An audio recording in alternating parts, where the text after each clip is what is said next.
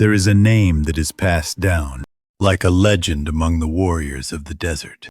The man who didn't blink, even when the blade touched his throat, is Arkan. People praised him for his bravery, but in reality, he was just weighed down by something heavier than death. I will tell you the desperate, yet beautiful secret of why he walked into the gate of oblivion, the mouth of death, by himself. Night has returned to the desert. As the Dark Lord Naksar returned to the temple, the faint warmth that lingered during the day quickly ebbed away, like a receding tide. A cool chill silently seeped in at my feet.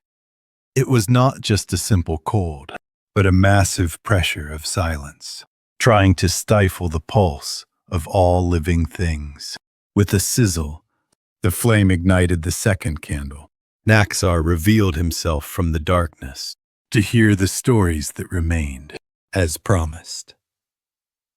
His voice approached with the weight of a rock, though it had no form. Blind woman, the short story you left yesterday made my night a little longer. Continue the tale of that arrogant man, Arkan, who does not fear death. What could be more terrifying to a human than death? Where could there possibly be a hell worse than the cessation of breath and the decay of the body? Shara knelt down and calmly bowed her head to answer.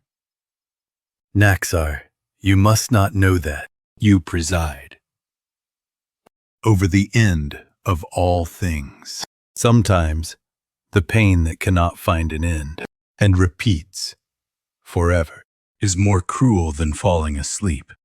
In your cold embrace, the hell of Arkan was deeper than your darkness. Long ago, there was a city with a black door beneath the red cliffs. The warrior Arkan from that place was called the ghost of the battlefield, even in the chaos where arrows from enemies rained down and comrades fell all around him. He never raised his shield, nor shed a single tear. People believed that he had a heart made of steel. His bravery, which even mocked death, became a legend of the desert. But Arkan's heart was not made of steel. It was already in a state of having burned away, in sorrow, reduced to ashes. Since the day he came out, holding a small pendant of his beloved son from the burned-down family home, his life has been hell every day. When he closed his eyes, the sound of his son's bright laughter echoed like a hallucination, and when he opened them, the guilt of not being able to protect him pierced deep in his heart like a needle.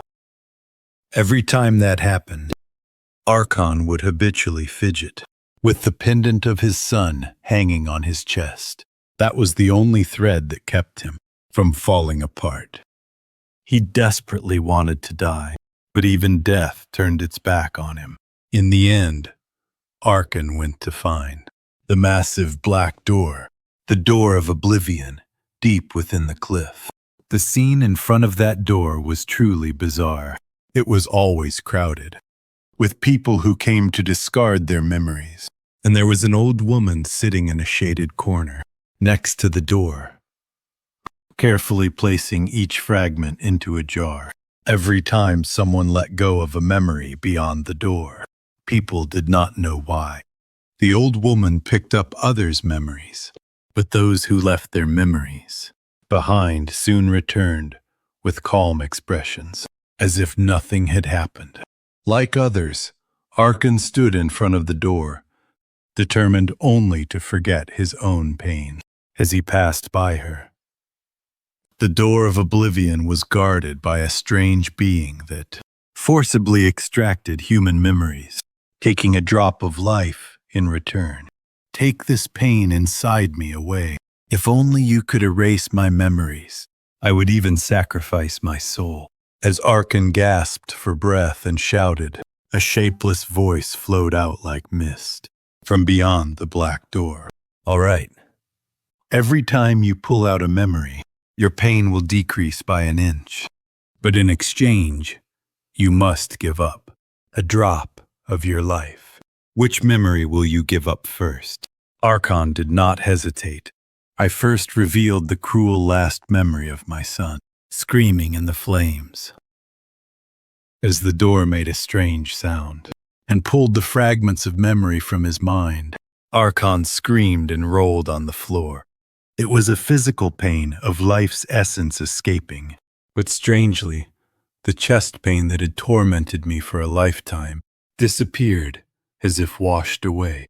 He kept recalling memories, as if he were entranced, from the nights when his son was sick to the difficult days spent hunting for him, and even the simple dinners shared with laughter.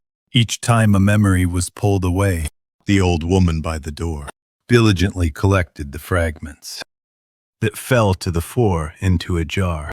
As the pain faded, Arkan's gaze grew increasingly blurred. Forgetting his son's laughter, he also forgot why he had fought so fiercely.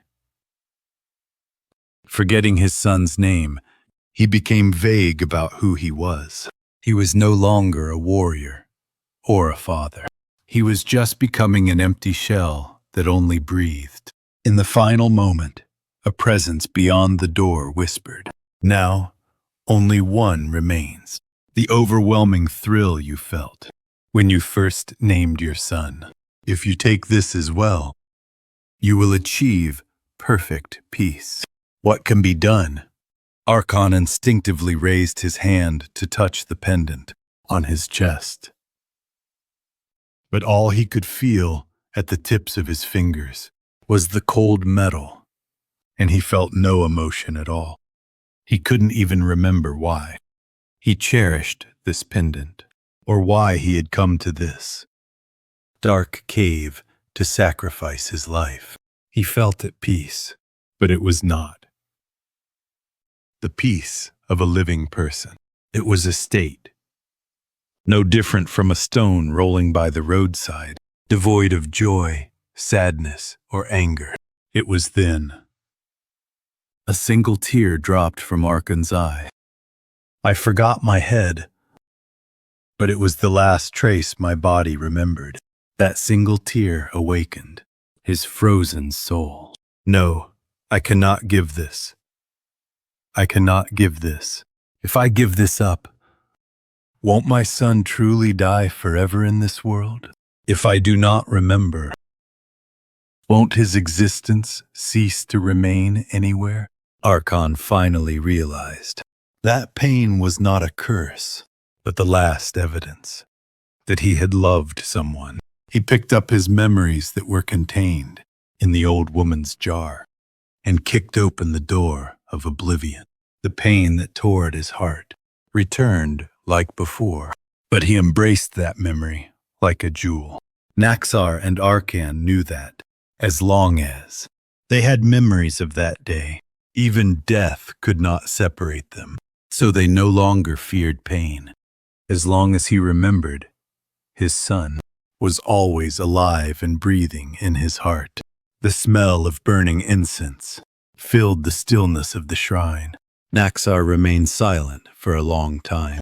Then he murmured in a low and cool voice, "Are you saying that memories are stronger than death?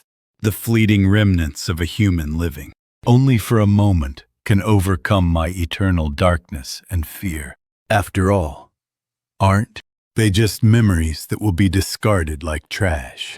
What power do dust-like fragments and pieces possess?" Naksar asked, but the candle had already burned down and was no longer there. Naksar coldly added, while staring intently at Shara, "Woman, tomorrow night, you will have to answer my question again." His presence vanished, like smoke with the darkness.